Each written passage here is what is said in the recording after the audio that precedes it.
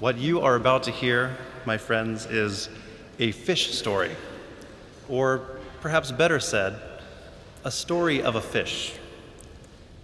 You may choose to believe, you may choose to remain skeptical, but I would ask you, listen with ears of faith.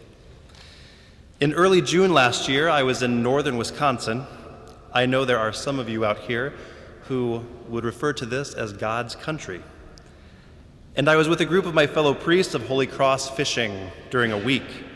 And one afternoon, I decided to go fishing, and as there was no one else interested in going out at that time, I struck out on my own, which I realized does not lend credence to the story of a fish. I was fishing for perch and walleye, using a simple jig and a minnow, and was having a decent amount of luck. Then all of a sudden, something took my line, and I thought the pole was going to snap. This was no perch, and if it was a walleye, it was the granddaddy of all walleyes. I had my suspicions that it might be something bigger. So I double-checked the drag on my reel and kept the tension on the line as I slowly reeled the fish in toward the boat. And about 20 feet from the boat, I finally saw what I had on the line. As it jumped, I saw a prize-winning muskie. Now, I didn't have time to do all the proper preparation, pulling in the anchor, bringing in the minnows, closing up the tackle box so it didn't get spread all over the floor of the boat. I just made sure I had access to the handle of the net as I worked this beautiful fish up to the boat. As it was good and tuckered out by the time I got it up there, I scooped it up with a net, brought it into the boat, and let out a couple of primeval hoots and hollers at my successful catch. But then I realized, since I was fishing for perch and walleye, I didn't know how long a muskie had to be to keep it. This fish was 43 inches long, but I didn't know, did it have to be 45 or 44? Plus, I noticed it was tagged, so I didn't want to take any chances with the law, or worse, my fellow fishermen. So I decided to turn it loose after I got it untangled from the net and the line and removed the hook from its dangerously teeth-lined jaws. But by the time I had wrestled it out of the net and set it free, I wasn't sure how good of shape this fish was in. I gently placed it in the water, grabbed it by the gills, and pulled it back and forth through the water, trying to kind of aerate or irrigate the gills, as it were, for about 5 minutes, trying to resuscitate it. And then I let it go and watched as its fish-white belly ebbed away from the boat. The excitement of catching this big fish had waned as I watched the destroyed creature float away. It floated about 20 yards and came to rest, still belly up, on a bobber marking a weed bed in the distance, and I decided that when I was done fishing, I would go and scoop it up into the boat and take it in after all. So after about 45 minutes, I started the engine and pulled up beside it, grabbed it in by the gills, and as I lifted it up to the boat at about face level, the muskie shook itself in a frenzy out of the funk that it was in, jumped in the water, and swam away. That, my friends, is my fish story. How and why the fish seemed dead and then became lively again, I cannot explain. It still remains a mystery. Our readings today also talk about life and death, or perhaps better said, death and new life. We hear in the first reading that God did not make death, nor does he rejoice in the destruction of the living. On the contrary, when God created mankind, he placed Adam and Eve in a garden that had everything that they could ever want or need to sustain themselves, being imperishable creations. God had life in mind for his creation, but as the book of wisdom recounts, but by the envy of the devil, death entered the world.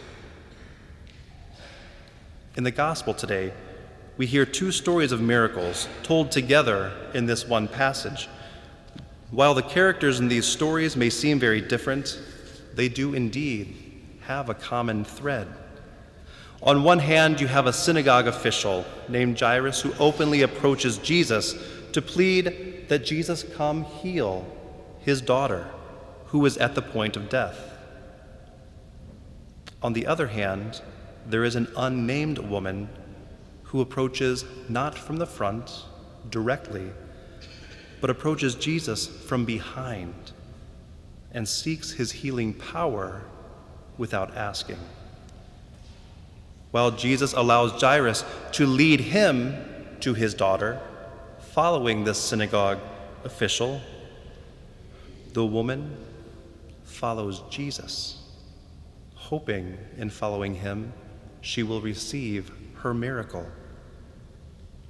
Although Jesus, upon reaching the official's home where the girl is feared to be dead, he creates a private space with the girl's family to heal her.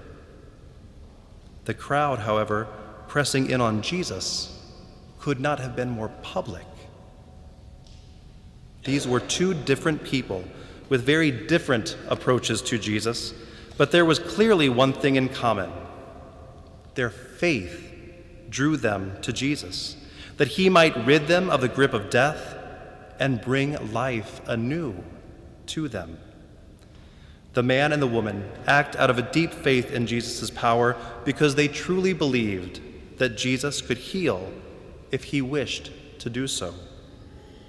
Jesus already had a reputation of having power over death, and those of all backgrounds felt confident in his ability to renew life within them. In our own lives, it would be interesting to reflect upon who we identify with in this gospel passage. And that can change over time, given our different life experiences. Are we confident in our faith in Jesus, like Jairus, in seeking the help of the Lord, approaching him directly, trusting that he will give us what we need? Are we like the woman who benefits from God's generous love in healing us even though we might avoid approaching him face to face?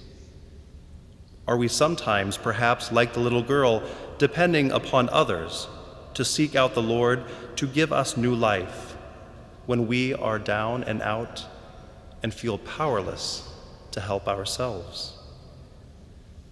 We probably are able to identify with each of these characters in the gospel at different moments in our lives. But let us not forget that there are times as well when, though we are not God, we are not the Messiah, we must be just as generous in helping those around us, whether they ask directly for our help or whether in a roundabout way we discover a need, perhaps in our family, in our group of friends, in our parish community, or our local communities. Jesus was a generous healer, and we are called to be generous disciples. Now, I still do not understand how my big muskie suddenly broke out of its grip of death and swam off to new life. The people of Jesus' time did not understand how those who were deeply ill or had suffered death were given a new lease on life by Christ. But what I do know is that for people of Jesus' time, just as for us today, they were and we must be people of faith, confident in Jesus' power in our lives. We must trust in his generosity as he heals us and brings us new life, and we must follow his example in giving hope and renewed vigor in the lives of those around us.